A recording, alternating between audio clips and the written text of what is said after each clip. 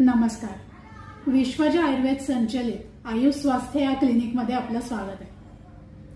तर शरद ऋतुचर्या भाग 2 यामध्ये आता आपण बघणार आहोत. कोजागिरी पौर्णिमा आली की आटीव दूध किंवा मसालायुक्त दूध हे आपल्याला आठवतं. तर याच वेळेला दूध घेण्याची परंपरा का बरं निर्माण झाली असली पाहिजे? तर आपण मागच्या भागात बघितलंच की शरद ऋतूमध्ये पित्ताचा निसर्गतः कोप होतो, म्हणजे पित्त हे अधिक प्रमाणात वाढलेलं असतं.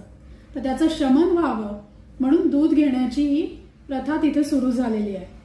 तर रात्रीचं चांदणं जे आहे ते शीतल आहे, पूर्ण चंद्राचा प्रकाश त्या दुधामध्ये पडतो आणि असं थंड दूध आपण सेवन केल्यानंतर निसर्गतःच वाढलेलं पित्त जे आहे ते कमी व्हायला मदत मिळते.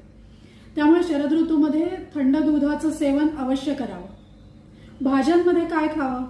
तर पडवळ, भेंडी, दोडका, घोसाळे अशा वेलीवरच्या भाज्या ज्या आहेत त्यांचा जरूर समावेश करावा.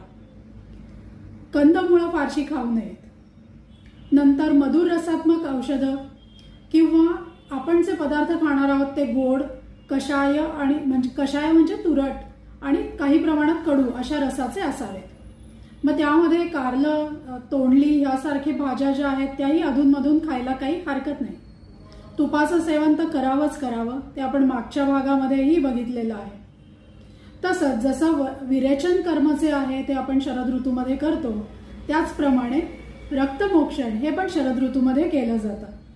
कारण काय? तर पित्तामुळे रक्त पण दूषित होतं आणि हे दूषित रक्तालाही जर आपण योग्य वेळेला बाहेरचा रस्ता दाखवला नाही तर ज्यांना त्वचा विकार होण्याची शक्यता आहे किंवा ज्यांची त्वचा जी आहे ती थोडी सेन्सिटिव्ह आहे, त्या त्वचेवर लवकर परिणाम होतो, अशा लोकांनी रक्तमोक्षण जरूर करून घ्यावं.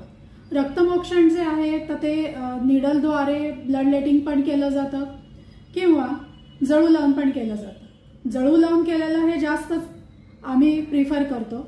तर ज्यांना त्वचा विकार आहेत तर त्यांनी या ऋतूमध्ये रक्तमोक्षण जरूर करून घ्यावं. जळू हा छोटासा प्राणी असतो, त्याच्याने फार काही वेदना वगैरे होत नाहीत, पण रक्त शुद्ध व्हायला मात्र मदत होते. तर असा हा शरद ऋतूतली पौर्णिमा, तर ती फक्त शरद पौर्णिमेलाच आपण चांदण्यांचं सेवन करावं का? तर नाही. तर ह्या ऋतूमध्ये संध्याकाळच्या वेळेला चांदण्यामध्ये जर बसता आलं, फिरता आलं तर अधिक चांगलं. पाणी कसं प्यावं? तर पाणी जे आहे दुपारच्या वेळेला माठातलं पाणी प्यायला काही हरकत नाही तर रूम टेम्परेचरचं घेतलं तरी चालेल. ऊन जास्त वाढलं असेल तर दुपारच्या वेळेला आवळा सरबत, कोकम सरबत अशी सरबतं पण तुम्ही घेऊ शकता.